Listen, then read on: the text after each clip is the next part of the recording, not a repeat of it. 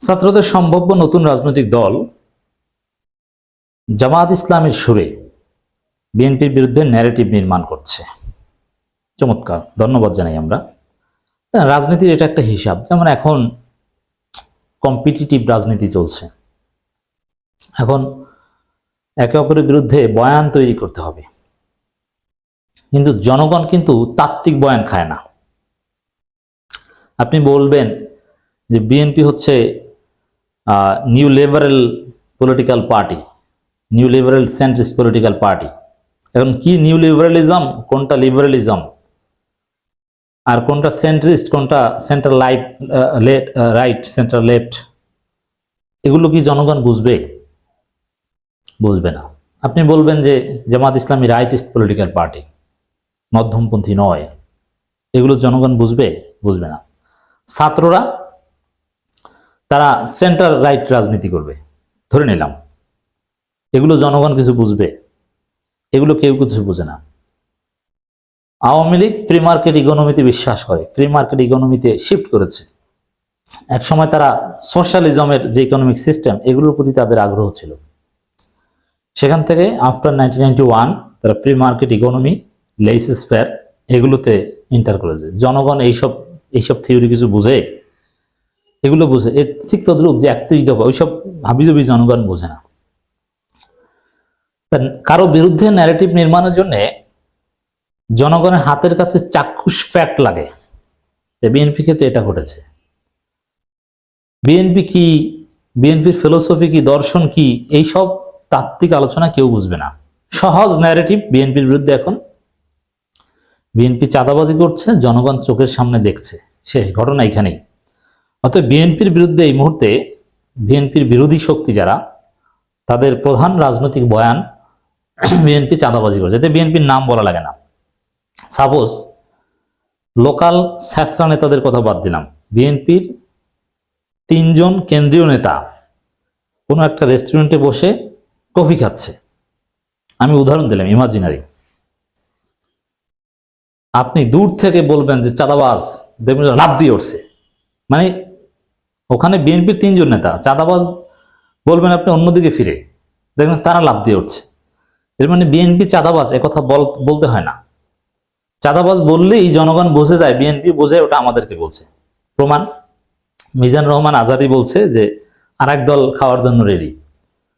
বিএনপির নাম ভুলেও বলেনি। চাঁদাবাজের বিরুদ্ধে মিজানুর রহমান আজহারী বলছে, বিএনপির নাম ভুলেও বলেনি, কিন্তু বিএনপি খেপে গেছে। ওইরকম চাঁদাবাজ বললেই এখন বিএনপি বুঝে মানুষ। এটাকে কাজে লাগাতে হবে। জামাত কিন্তু এটা কাজে লাগাচ্ছে। আমিরে জামাতের প্রত্যেকটা বক্তব্যে বিএনপির নাম নাই, কিন্তু চাঁদাবাজ শব্দটা আছে, যে চাঁদাবাজদের বিরুদ্ধে আমাদের রাজনীতি, চাঁদাবাজি চলবে না, চাঁদাবাজি আমরা হতে দেব না, জামাত চাঁদাবাজি করে না। বিএনপির নাম কিন্তু বলছে না, বিএনপির নামটা আমি তাফসির করে বলে দিচ্ছি।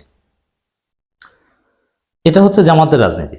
ছাত্ররাও কিন্তু চালাক, তারাও এই পয়েন্টটাকেই বিএনপি বিরোধী বয়ান হিসেবে ব্যবহার করছে।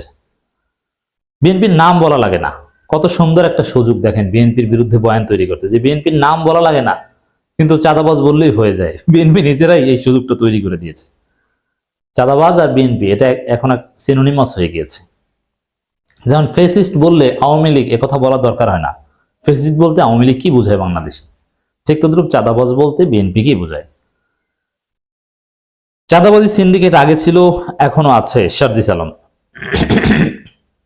তাহলে এখনো আছে, এখনো কারা করছে? বিএনপি করছে। এটা তো বলার অপেক্ষা রাখে না। এখন এই বক্তব্যে বিএনপির লোকজন খেপবে। সার্জিস কিন্তু বিএনপির নাম বলেনি, যে চাঁদাবাজ সিন্ডিকেট আগে ছিল, এখনো আছে। এটাই হচ্ছে যে ছাত্ররা যে দল গঠন করতে যাচ্ছে, তারা বিএনপির বিরুদ্ধে বয়ান তৈরি করছে। এটা ফ্যাক্ট। এই ফ্যাক্টগুলো কাজে লাগাতে পারলে এটাই বিএনপির ব্যর্থতার কারণ হতে পারে, বিএনপির বিরুদ্ধে শক্তির বিজয়ের কারণ হতে পারে। জাতীয় নাগরিক কমিটির মুখ্য সংগঠক সার্জিস আলম বলেছেন, এই বাংলাদেশ চাঁদাবাজি ছিল, চাঁদাবাজি হচ্ছে, সিন্ডিকেট ছিল, সিন্ডিকেট হচ্ছে। এগুলো বন্ধ করতে হলে সবাইকে ঐক্যবদ্ধ হতে হবে।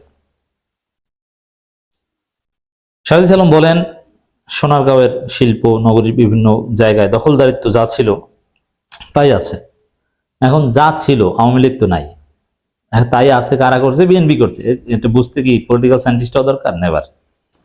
বিভিন্ন জায়গায় দখলদারি যা ছিল তাই আছে। বিভিন্ন প্লট থেকে শুরু করে যত টাকার ভাগ বটরা হতো এখন তার চেয়ে কম হয় না, বরং আরো বেশি হয়।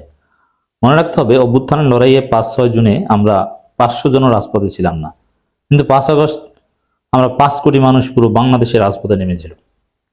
এজন্য সময় দিতে হবে, সাহসিকতার সঙ্গে রাজপথে থাকতে হবে, মানে বিএনপির চাঁদাবাজের বিরুদ্ধে দাঁড়াতে হবে।